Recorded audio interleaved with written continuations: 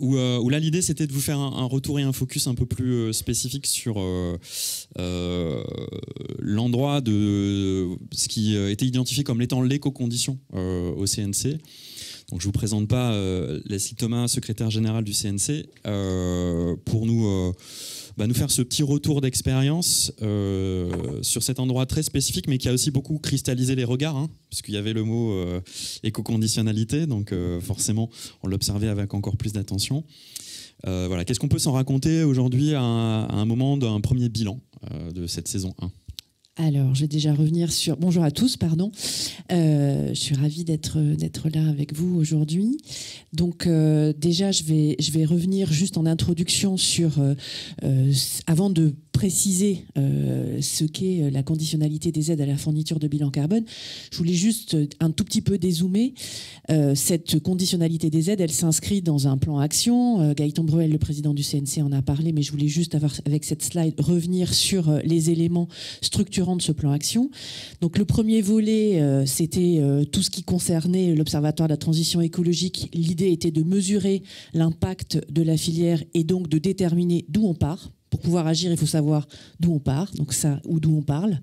Ça, c'est aussi un élément extrêmement important. Le deuxième volet, c'était celui sur la formation, donc je n'y reviendrai pas puisque ça a été évoqué précédemment. Et le troisième volet, qui était un volet de structuration, il porte à la fois sur la mise en œuvre de conditionnalité des aides et sur la mise à disposition pour les professionnels d'outils qui vont leur permettre de pouvoir s'engager dans cette transition.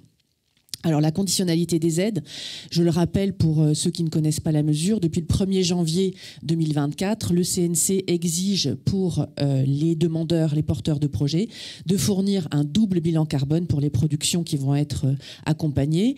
Tout d'abord, un bilan carbone prévisionnel à la phase du devis de l'œuvre, qu'elle soit cinématographique ou audiovisuelle, et puis un bilan carbone définitif au moment où l'œuvre est réalisée, le film est achevé. Et ces bilans carbone doivent être réalisés à partir d'outils qui ont fait l'objet d'une homologation par le CNC, j'aurai l'occasion d'y revenir. Les œuvres qui sont concernées sont celles qui sont identifiées sur la slide. Je vous rassure, on vous fournira l'ensemble des supports. Donc, vous pouvez faire des photos, il n'y a aucun problème, mais on mettra en ligne l'ensemble des supports. Et cette démarche de conditionnalité des aides, donc, qui est contraignante depuis le 1er janvier 2024, elle a été étendue aux œuvres nativement numériques depuis le 1er mars 2025, puisque désormais, et l'animation et le jeu vidéo sont aussi concernés. Ça a été largement rappelé par Gaëtan Bruel, le président du CNC. Alors, ce qui nous intéresse à travers cette dynamique, cette démarche, c'est pas tellement le résultat, puisque comme nous sommes dans une économie prototypale, il est extrêmement complexe pour nous aujourd'hui de comparer les bilans carbone de 2 films de long métrage, de 2 séries, de 2 documentaires, de 2 jeux vidéo ou de 2 films d'animation. Par contre, ce qui nous intéresse à travers cette double exigence d'un bilan carbone prévisionnel et d'un bilan carbone définitif, c'est de comprendre la trajectoire. C'est d'accompagner les professionnels dans la conduite du changement et qu'ils identifient quels sont les leviers qui sont à leur disposition pour réduire l'impact des mobilités sur un tournage, l'impact de la construction d'un décor, des costumes, de l'alimentation, de l'énergie utilisée. Enfin voilà, c'est ces éléments-là qui nous intéressent, et vraiment faire prendre conscience aux uns et aux autres qu'ils peuvent avoir des moyens pour réduire ces impacts et qu'ils peuvent agir, comme le disait Frédéric, dans la joie j'espère, mais en tout cas qu'il y a des vecteurs d'action. Ça c'est un élément très, très important pour nous. Voilà, donc les outils qui ont été homologués sont ceux qui apparaissent à l'écran. En l'occurrence, pour les œuvres en prise de vue réelle, nous avons 3 outils qui ont été homologués. Seco 2 de Flying Sequoia, Carbon Clap d'EcoProd et Carbon Stage de l'entreprise Greenly. Et pour ce qui est du jeu vidéo et de l'animation, vous avez Gyros qui a été homologué en février dernier pour la conditionnalité des aides qui s'applique depuis le 1er mars 2025, et Carbulator pour l'animation, qui est aussi fait partie des outils qui ont été homologués. Donc vous avez... bon, c'est bon, j'ai cru qu'il y avait une slide supplémentaire. Pardon. Tu parlais d'homologation. Peut-être nous en dire un mot sur qu'est-ce que ça veut dire, pourquoi c'est important, même si ça va faire le lien avec la séquence suivante de Cécile. Peut-être déjà nous glisser quelques premières billes. Alors, ce qui était important pour nous... c'est quand on a commencé à travailler sur cette question de la conditionnalité des aides à la fourniture de bilan carbone, on a un peu regardé ce qui existait et en matière d'outils de calcul carbone des œuvres, il y avait déjà un certain nombre d'outils qui existaient à l'échelle nationale et à l'échelle européenne notamment.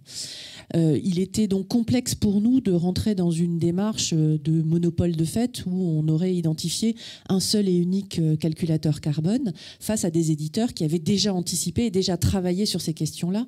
Et ça fait écho à ce que disait le président du CNC, à savoir que tout ce qu'on vous propose ce matin du point de vue du CNC s'inscrit dans un écosystème où il y a des innovations et des expertises qui sont déjà développées par les professionnels. Donc on s'inscrit en complémentarité de ces dernières.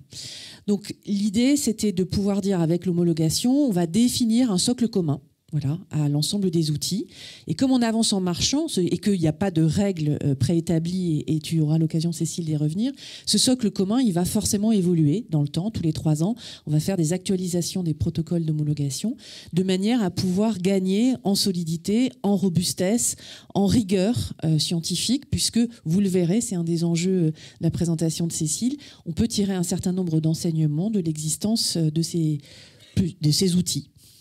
On va peut-être d'ailleurs passer à la présentation de Cécile pour venir illustrer ce qu'on est en train de se raconter, quitte à ce qu'on fasse un petit aller-retour sur comment ça marche, qu'est-ce que ça veut dire, pour peut-être qu'on comprenne l'enjeu qu'il y a à travailler autour de l'outillage, est-ce que l'analyse nous raconte. Mais Cécile, je ne vais pas te manger le micro. Je te laisse présenter du coup le bilan des... combien? 2000, hein, c'est ça ? C'est ça, près de 2000 bilans carbone qui nous ont été remis à date, sachant que c'est pour l'essentiel, pour l'instant, des bilans prévisionnels, tout simplement du fait du cycle de vie des œuvres. On a pour l'instant beaucoup de bilans prévisionnels, beaucoup moins de définitifs. Donc on a mené des analyses sur l'ensemble des bilans qui nous ont été remis, prévisionnels et définitifs. Alors je ne reviens pas sur l'explication de pourquoi plusieurs outils, mais vous verrez qu'effectivement ça a une incidence sur nos analyses. Déjà, ce qu'on peut voir, les premiers enseignements transverses qu'on peut tirer de ces bilans carbone, c'est qu'effectivement, il y a une corrélation assez forte entre le coût de l'œuvre et l'impact carbone des œuvres. Alors, même si pour des œuvres de même budget, si elles ont des natures différentes, il peut y avoir une empreinte carbone différente. Néanmoins, il y a quand même une corrélation assez nette. Vous le voyez ici. À un bout du spectre, vous avez les unitaires documentaires audiovisuels qui ont une empreinte carbone qui est relativement modérée, 14 tonnes de CO2 en moyenne. Alors on est sur une moyenne globale des 2 outils, bilan prévisionnel définitif, et c'est évidemment une moyenne qui est indicative pour 2024. Ces moyennes-là, elles vont évoluer en fonction aussi de la nature des œuvres, puisque tu le rappelais, on est aussi sur une économie de prototype. Mais bon, documentaire audiovisuel, une empreinte carbone relativement limitée par rapport à la fiction, quel que soit le type d'œuvre, on est plutôt sur les mêmes ordres de grandeur. Vous le voyez, un unitaire de fiction audiovisuelle, on est à 265 tonnes CO2 en moyenne. Un long métrage de fiction, on est à 375 tonnes de CO2 en moyenne. Encore une fois, ce sont des moyennes. Ça masque des réalités très contrastées. Pour vous donner un ordre d'idée, on va jusqu'à plus de 6000 tonnes de CO2 pour le long métrage de fiction qui était le plus impactant, qui était un très gros budget avec beaucoup de dépenses à l'étranger, donc beaucoup de mobilité aussi. Pour la série de fiction, on va jusqu'à 2700 tonnes de CO2, pareil pour une grosse série premium de prime time, gros budget, etc. Donc on a quand même des fortes corrélations entre les ambitions de l'œuvre, leur nature, leur budget et l'impact carbone. Mais effectivement, ces moyennes-là, elles seront amenées à évoluer. Ce qu'on constate également qui est intéressant, c'est que sur la fiction, souvent ce qui est le premier poste, parfois le deuxième, c'est tout ce qui est ressources matérielles. Donc ça rejoint ce que je disais tout à l'heure sur les studios de tournage. Les ressources matérielles, c'est ici tout ce qui est costumes, décors, maquillage, etc. Vous le voyez, c'est près de 30% des émissions carbone pour les œuvres de fiction, qu'elles soient audiovisuelles ou cinématographiques. Alors que pour les documentaires audiovisuels, le premier poste, c'est la post-production. Donc tout ce qui est montage, image et son, et laboratoire, sachant que nous, dans les documentaires, on est sur les documentaires audiovisuels ici, aidés. C'est pour une majorité des documentaires de société, c'est évidemment des équipes de tournage beaucoup plus réduites que sur la fiction, et donc il y a une part plus importante qui est dédiée à tout ce qui est montage, image et son. Donc au-delà de ça, ce qu'on constate également, c'est qu'il y a des différences assez nettes entre les outils, même si, tu le rappelais, ce n'est pas le résultat qui compte. Vous le voyez ici, entre l'outil 1 et l'outil 2, on a un rapport de 1 à 5 sur les émissions carbone. Alors sachant qu'il y a aussi des différences de périmètre. Si je prends les longs métrages de fiction, l'outil 1, le budget moyen est 2 fois plus élevé sur ces longs métrages que par rapport à l'outil 2. Donc on a aussi des écarts de budget qui renforcent ces écarts-là. Mais c'est vrai qu'on a des écarts qui peuvent être assez marqués. Sur les unitaires de fiction audiovisuelle, c'est aussi lié au fait qu'on a, sur un des outils, on n'en a pas beaucoup non plus. Donc ça amplifie les écarts. Et vous voyez à nouveau que sur les documentaires audiovisuels qui ont une empreinte carbone plus contenue, dont l'économie d'un documentaire à un autre est un petit peu plus similaire, on a des écarts beaucoup moins marqués entre les deux outils. Là, on peut tout de suite peut-être se faire une incise parce que ça c'est quelque chose qui n'est pas toujours bien compris. C'est à la fois normal qu'il y ait des différences entre outils, aussi parce que ces outils sont assez neufs. Le bilan carbone, on a fêté son anniversaire hier, je crois, il a eu 20 ans seulement. Mais du coup 20 ans ça lui a laissé le temps de mûrir en termes de méthodologie, de normalisation justement de l'outil. Là les outils sont encore nouveaux et peuvent s'ajuster. C'est normal et c'est pas grave, puisque ça n'est pas un outil de pilotage d'une trajectoire de baisse, mais uniquement un outil d'analyse. C'est à la fois normal et pas grave. Je pense que c'était important qu'on se le redise ensemble pour analyser justement peut-être cette incompréhension de ce qui se cache derrière un outil bilan carbone. C'est un outil d'autopilotage. Et c'est ça qui fait que ça ne peut pas aller à l'endroit de la certification. Au niveau du chiffre, vous l'avez dit, prototypage, c'est de toute façon compliqué. Et en plus, on a un sujet qui est le calibrage de l'outil et sa capacité à nous raconter des choses justes, pas forcément vraies, mais justes. Exactement, et c'est pour ça qu'on n'irait pas sur une obligation d'avoir un certain résultat, ça n'aurait pas de sens. Mais du coup, pour comprendre pourquoi il y a des écarts aussi parfois importants, ça tient déjà, je vais le faire rapidement, mais à l'architecture des outils, à la façon dont ils sont conçus, à la granularité qu'il peut y avoir sur certains postes qui est différente d'un outil à l'autre. Nous, le protocole d'homologation, il avait vocation à s'assurer que les flux d'activité étaient bien pris en compte, qu'il y avait dans le socle commun, mais il ne définissait pas la façon de collecter l'information. Donc, par exemple, vous avez un outil qui va afficher l'ensemble de toutes les données d'activité à remplir, donc il vous incite à remplir le maximum d'informations. Là où sur l'autre outil, c'est à l'utilisateur de sélectionner les postes qui le concernent, donc forcément, on n'a pas la même approche. Certains agrégats vont être beaucoup plus larges dans un outil par rapport à un autre, par exemple, transport de personnel au stade du bilan prévisionnel dans un outil, alors que dans l'autre outil, ça va déjà être détaillé par mode de transport, train, avion, etc. Donc c'est aussi la souplesse qui était permise dans le protocole pour ces outils, mais qui effectivement donne des résultats aussi différents. C'est aussi lié... Ces différences de résultats, on peut quand même se dire qu'elles n'empêchent pas d'analyser les endroits de travail. C'est-à-dire qu'elles ne viennent pas nuire à l'analyse de où sont les grands leviers d'action, où sont les gisements. En fait, cette différence dans l'outil n'empêche absolument pas le résultat d'atteindre l'objectif du bilan carbone, qui est la mise en action derrière sur les endroits d'action importants. C'est au, ça, niveau en termes d'analyse stratégique. Au niveau du producteur, au niveau de l'utilisateur, non, parce qu'au niveau de l'œuvre, vous voyez bien là où il y a les données d'activité qui sont le plus impactantes et là où vous pouvez agir. Nous, au niveau de l'analyse, lorsqu'on essaie d'agréger tout ça et d'avoir un peu de recul sur l'ensemble de la production, c'est un peu plus compliqué. J'y reviendrai juste dans 2 secondes. Donc, les autres explications et ce qui fait qu'on a les différences, c'est que là aussi, on définissait un certain nombre de prérequis à minima, notamment au stade du bilan prévisionnel. Il y a beaucoup de postes pour lesquels on n'imposait que de la donnée, enfin on n'imposait pas plus que de la donnée monétaire, parce qu'il est souvent difficile de savoir au stade, avant le tournage, par exemple sur le transport de personnel, on a une enveloppe budgétaire, mais combien de trajets en train il va y avoir effectivement, en avion, etc. Ça peut être difficile, mais on laissait la liberté évidemment pour des outils d'aller plus loin et de demander de la donnée physique qui est un peu plus fiable, qui produit moins d'incertitudes. On vous a mis un exemple, pour que vous voyez un petit peu concrètement. Vous prenez un trajet Paris-Clermont-Ferrand. Paris-Clermont-Ferrand, c'est 421 km. Si vous prenez ces 421 km, vous prenez le facteur d'émission de l'ADEME, donc ce qui permet de transformer cette donnée physique, en émissions de gaz à effet de serre, ça fait 1,2 kg de CO2. Vous prenez le tarif, c'est à 53 € à ce moment-là. 53 €, vous prenez le ratio monétaire de l'ADEME, ça fait près de 30 kg de CO2. Vous voyez que ce n'est pas du tout le même résultat. D'un côté, vous avez 5 hamburgers et de l'autre, vous avez un plat végétarien. Un peu plus qu'un repas, un repas un peu plus que végétarien. Donc forcément, là aussi, c'est ce qui explique un certain nombre d'écarts, sachant qu'encore une fois, on était sur beaucoup de bilans prévisionnels, on aura un peu moins d'écarts sur des bilans définitifs, où là, on exigeait davantage de données physiques.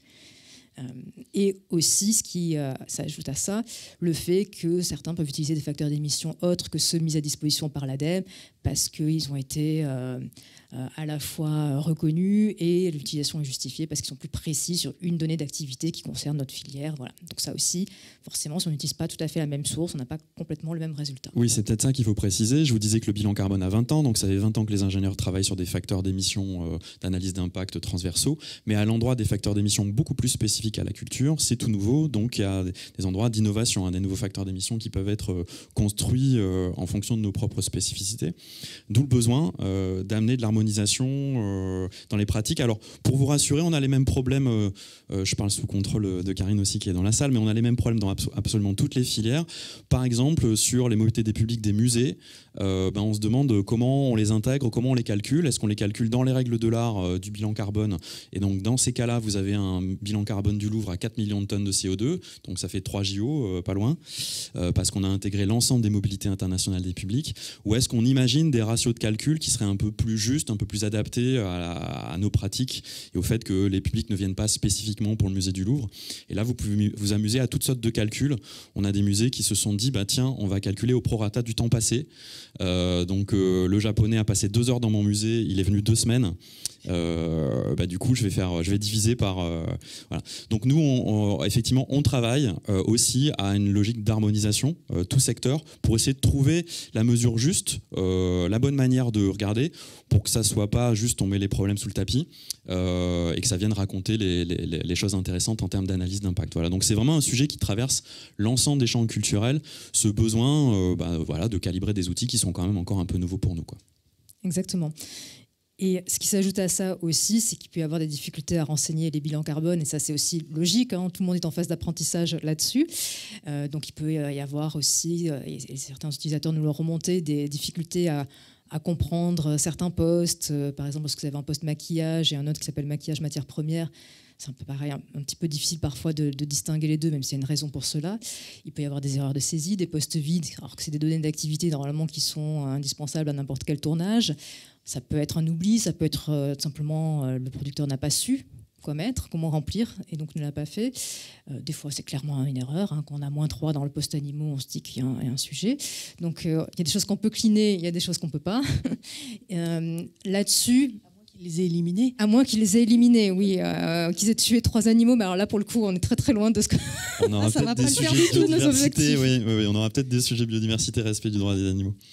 Mais donc voilà, donc il y a aussi une phase d'apprentissage pour tous, et y compris pour les producteurs. C'est pour ça que je rappelle qu'on a des webinars, on a des foires aux questions sur le site du CNC. Les éditeurs, dans le protocole de l'homologation, ont une obligation d'aider à la prise en main de ces outils. Donc vous avez des modes d'emploi également sur ces outils. Et puis... également, il va y avoir des contrôles en opportunité qui vont commencer, c'est-à-dire de manière aléatoire, aller vérifier si le bilan carbone a été rempli du mieux possible, en tout cas, pour une production. Donc c'est aussi le genre de contrôle qu'on va mener. Alors, justement, sur le contrôle, je rajouterai un point. En début d'année 2025, on a contrôlé 45 bilans carbone sur l'aspect bon usage du bon outil. Pour l'instant, on n'a pas fait de vérification en opportunité. C'est la deuxième étape qu'on va lancer. Donc, il y aura bien évidemment sur ces bilans carbone des mesures de contrôle. Donc un gentil audit pour venir vérifier qu'on a été sincère, le droit à l'erreur, mais on a été sincère dans la manière de remplir les données. Exactement. C'est la douceur intraitable, c'est ça que j'ai retenu. C'était quoi? C'était douceur implacable. Donc voilà. Et le dernier sujet aussi, c'est que nous, ce qui nous intéresse, donc plus que le résultat, c'est de comprendre quels sont les postes les plus émissifs. En réalité, quels sont les postes sur lesquels il faut agir en priorité. Et là aussi, la difficulté qu'on a pu rencontrer, au-delà de ce que je vous ai dit sur les ressources matérielles en fiction ou la post-production pour le documentaire, c'est qu'en fait, les postes sont rangés de manière différente selon l'outil. Donc les grands agrégats ne recouvrent pas les mêmes choses. Vous voyez ici sur l'outil 1 ce que vous voyez en rouge qui est petit, donc un impact carbone assez faible, c'est ce qui est l'achat et location de biens et services qui est beaucoup plus important dans l'outil 2. Mais en réalité, dans l'outil 1, vous avez un poste en orange qui est assez important, qui est la post-production. Et beaucoup de choses qui sont rangées dans la post-production dans l'outil 1 sont rangées dans le rouge, achat de biens et de services dans l'outil 2. Et c'est évidemment beaucoup plus complexe que ça. Donc pour nous, c'est impossible à réconcilier. Et donc c'est pas grave à votre endroit au niveau de l'utilisateur parce que vous voyez bien ce qu'il y a derrière et donc sur quoi vous pouvez agir. Nous, quand on essaye d'agréger tout ça et d'analyser, c'est un peu plus complexe. Ça, c'est une bonne nouvelle. On appelle ça des leviers d'amélioration en transition écologique. Exactement. Donc là, vous avez un levier d'amélioration. Et d'ailleurs, on a fait une petite enquête où on a demandé des retours d'expérience des utilisateurs et on retrouve un petit peu ces mêmes constats. Certains qui pointent le fait qu'il y a des données monétaires à certains endroits, qu'il y a des écarts entre les deux outils, que parfois c'est pas intuitif, qu'ils ont des difficultés à renseigner les données. Pour autant, ce qu'on voit, c'est qu'ils en sont satisfaits. Et c'est ça qu'il faut retenir. On a une note de satisfaction de 7,1 sur 10. On a 85% qui recommanderaient l'outil parce qu'à leur endroit, à leur niveau, ils voient quand même l'utilité et comment ça peut les aider à améliorer leur impact carbone. Peut-être le temps que tu déplies tes dernières diapos sur cette partie-là, et notamment celle-ci sur ce qui va être envisagé, vous dire de vous préparer, parce que là, on est en train de clôturer tranquillement la première séquence qui concernait le bilan. Donc, je vais prendre quelques questions. Pas énormément parce qu'on a un tout petit peu dépassé le timing. Donc préparez-vous un peu là si vous avez des questions dans la manche que vous tenez absolument à poser. J'en prendrai 2-3 d'un coup. Et après on pourra du coup passer à la séquence suivante. Mais tu n'avais pas tout à fait fini, Cécile. Et donc vous avez 2 minutes pour réfléchir. Donc effectivement, pour finir, c'est ce qui nous amène à ce que Leslie disait, à réviser le protocole d'amélioration parce qu'on est dans une démarche d'amélioration continue là-dessus. Donc le protocole d'homologation, nous avons commencé à réfléchir à comment le revoir. Il y a déjà eu des discussions avec les éditeurs de calculateurs carbone. Pour les œuvres en prise de vue réelle. Pour les œuvres en prise de vue réelle, oui, parce qu'évidemment, on n'a pas commencé sur les œuvres d'animation. Sinon ceux d'animation du jeu vidéo vont partir en courant. Donc sur les œuvres, pour les œuvres en prise de vue réelle, donc des discussions ont déjà été entamées avec les éditeurs de calculateurs carbone, avec les organisations professionnelles, pour voir comment on peut davantage homogénéiser, peut-être avec une méthodologie commune ou en ayant les mêmes facteurs d'émission par exemple. En tout cas, ce qui est le plus important pour nous, c'est que sur le socle commun, à minima, sur les grands postes, on puisse les comparer et on puisse agréger tout ça et en tirer quelques conclusions. C'est plutôt ça qui nous intéresse, plus que le fait qu'il y ait un résultat un peu différent d'un outil à l'autre. Et je rajouterai en complément que le calendrier prévisionnel, c'est publication du protocole d'homologation pour les outils calcul carbone des œuvres en prise de vue réelle. Tout ça est bien complexe et bien long. Septembre 2025, avec l'objectif de pouvoir homologuer les outils au premier trimestre 2026.